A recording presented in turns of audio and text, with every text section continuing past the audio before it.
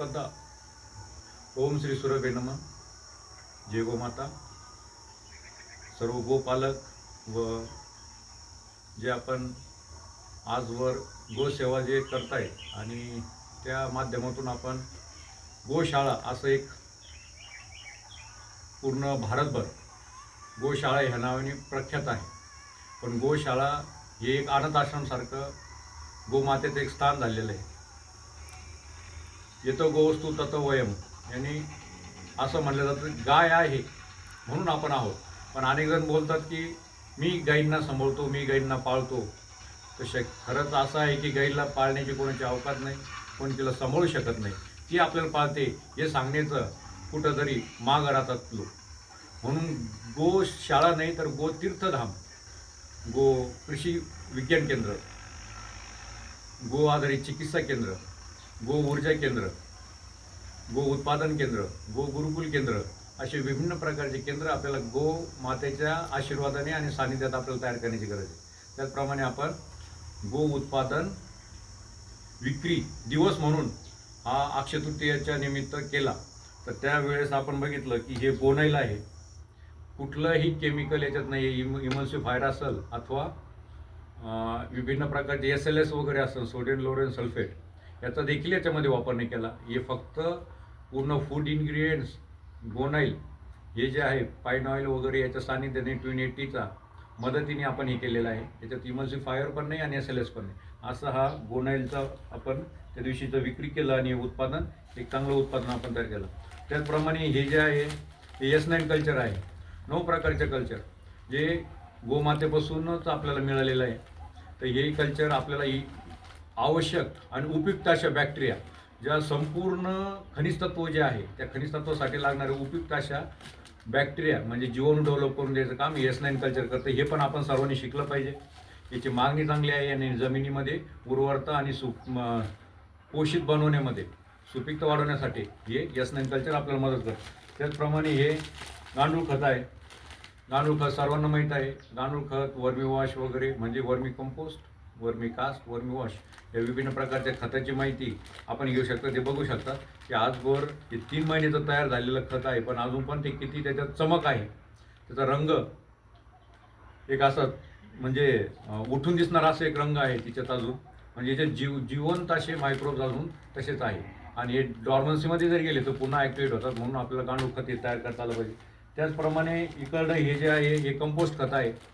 Compost खत, गांडूळ खत आणि S9 कल्चर हे आपल्याला विभिन्न प्रकारचे खताचं काय कारण आहे की हे खतं का बनवले जावं. आणि हे खतं पूर्णपणे गाईपासूनच बनतात. याचे सर्वप्रथम म्हणजे याच्यात आपल्याला NPK जो लागतो आहे, नायट्रोजन लागतं आहे, पोटॅश फॉस्फरस लागतं आहे, हे सगळं याच्यामधून आपल्याला मिळतं. मात्रा कमी जास्त आहे, पण आपल्याला इक्वली ते वाढवण्यासाठी काय काय व्हॅल्यू ॲडेड खतं करायचे, मूल्यवर्धित खतं कसे करायचे ते पण विभिन्न प्रकारचे खतं तुम्ही याच्यापासून बनवू शकता. हे असं हे कंपोस्ट खत आणि हे गांडूळ खत. त्याचप्रमाणे विभिन्न प्रकारच्या गवऱ्या जे आपण म्हणतो की अंत्येष्टीसाठी, अग्निहोत्रासाठी, हवनसाठी संविधा जी लागते ती असेल. परत एन्झाईम्स, ह्युमिक टॉनिक जे बनवायचे किंवा विभिन्न प्रकारचे बॅक्टेरिया डेव्हलप करायचे आहे त्याच्यासाठी सुद्धा आपण विभिन्न प्रकारच्या गवऱ्या इथं तयार करतो. जे होलीसाठी पण जे विभिन्न प्रकारच्या गवऱ्या लागतात. आणि अनेक प्रकारचा आपण चारकोल बनवतो, बायोचार वगैरे बनवतो. बायोचार हे EC म्हणजे इलेक्ट्रिक चार्ज जे जमीन मातीचं जे आहे ते सुधारण्यासाठी ते मदत होतं. तर त्याच्याकरता आपण बायोचार सुद्धा याच्यापासून तयार करतो. तर चारकोल कसा तयार करायचा हे पण आपल्याला आलं पाहिजे की कोळसा आपल्याला कसा तयार. त्याचप्रमाणे राख कशी तयार करायची, भस्म आणि सिद्ध झालेलं भस्म, शुद्ध भस्म कसं तयार करायचं, हे विभिन्न प्रकारच्या नॅनो टेक्नॉलॉजी सुद्धा आपण ह्या माध्यमातून शिकलं पाहिजे. आणि गाई पैसेच आहे तर हे आपण सर्वप्रथम लक्षात घेतलं पाहिजे. त्याचप्रमाणे गोमय साबण हे एक कुठलं अंगाचं साबण नाही, पण हे एक कॉस्मॅटिक मेडिको सोप आहे. मेडिको सोप म्हणून आपण याच्याकडे बघितलं. याच्यात कुठला फेस वगैरे होत नाही, पण आपण हे आयुर्वेद साबण आहे हे याच्याकडे लक्ष दिलं पाहिजे. विभिन्न प्रकारचे त्वचेचे विकार वगैरे त्याच्यासाठी ते उपयुक्त आहे. त्याचप्रमाणे धूपबत्ती वेगवेगळ्या तयार केलेल्या आहे. अनेक प्रकारच्या धूपबत्त्या आपण तयार करतो. त्याचप्रमाणे विभिन्न प्रकारच्या आजारामध्ये कुठकुठले घटक टाकून आपण त्या धूप वापर केला पाहिजे. त्या आजारासाठी पण वेगवेगळे धूप आहे आणि आपल्याला पूजापाठ करण्यासाठी पण वेगवेगळ्या प्रकारचे धूप इथं आपण तयार केलेले. त्याचप्रमाणे एक फेस पॅक तयार केलेलं आहे. फेस पॅक आज सौंदर्य प्रसाधन याच्यासाठी जगभरचं खूप मोठं मार्केट आहे. ज्याप्रमाणे बेबी प्रोडक्ट्स आहे म्हणजे म्हणजे पालक आहे त्यांच्यासाठी लागणारे जे उत्पादन आहे त्याचं खूप मोठा एक व्यापार आहे. तर हे सगळे काय कुठलं जे जे हलाला सर्टिफाईड आपण ज्या प्रकारे ऐकत आलो तर हलाला सर्टिफाईड नाही पण गोमय सर्टिफाईड हे प्रत्येक उत्पादन आपलं बनलं पाहिजे. कपड्यापासून तर कुठलीही दैनंदिन लागणारी वस्तू, वस्त्र, अन्न, निवारा हे जेवढं पण आहे हे पूर्णपणे गोमय 100% होऊ शकतं. त्याचप्रमाणे विभिन्न प्रकारचे दंतमंजन आपण तयार करतो. पायऱ्याची समाज असेल, मसुरीची समाज असेल, दाढदुखी असेल, परत विभिन्न प्रकारचे आता कॅन्सरस आपण जे बघतोय ते असतील, दुर्गंध तोंडाची येत असेल तर त्यासाठी आपल्याला काळं दंतमंजन म्हणजे चारकोलपासून बनलेले याच्यात कार्बनची व्हॅल्यू जी आहे 64% आहे. म्हणून आपण हे एक उपयुक्त असं भारी मधलं हे मंजन जे आपण पहिले जुन्या प्रकारे आपण बिकटो म्हणून आपण बघितलं जातो, पण आता हे जे आहे हे काळं दंतमंजन एक चांगल्या प्रकारचं दंतमंजन म्हणून आपण बघितलं पाहिजे. आणि जवळपास 1,500 पेक्षा अधिक उद्योग हे प्रत्येक तालुक्यामध्ये आणि एका गावामध्ये अनेक उद्योग आपल्याला उभा करता येतात. फक्त आपला संकल्प असावा की आपण स्वदेशीचा वापर केला पाहिजे, स्वावलंबी बनलं पाहिजे. कमीत कमी वस्तू शहरातून आणल्या गेली पाहिजे, गावाकडे उद्योजक वळायला पाहिजे, गावाशी उद्योजक जुळला पाहिजे. शेतकरी हा एक पाऊल पुढे निघला पाहिजे. शेतकरी फक्त गव्हावरती, ज्वारीवरती किंवा हरभरा किंवा कडधान्यातील दलदन वगैरे भाजीपाला फळ वगैरे असेल तर याच्यावर न थांबता एक पाऊल पुढं म्हणजे प्रक्रिया उद्योगाकडे वळायला पाहिजे.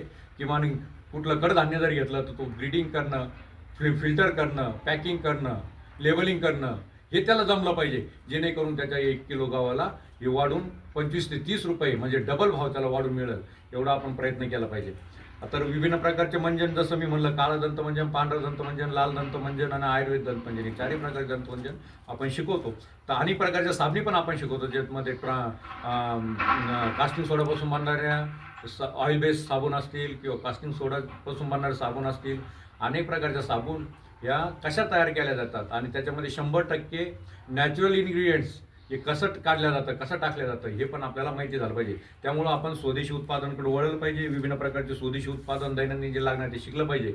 आणि गोमय उत्पादन म्हणजे प्रत्येक विषयामध्ये हा गाईचा पंचतत्व, पंचगव्य हे त्याच्यामध्ये आलंच पाहिजे. तर अशा प्रकारे आपण शेती, गोमाता आणि गोमय उत्पादन याचं एक समूल असा खूप मोठा एक असा आज विदेशामध्ये जरी बघितलं तर आपण विभिन्न प्रकारचे जैविक खते जे गाईपासून बनलेले ते विदेशापर्यंत चालले आणि ते उत्पादन आपण घेत आहेत. त्यामुळं शेतकरी बंधूंनो गाईचं महत्त्व समजून घ्या.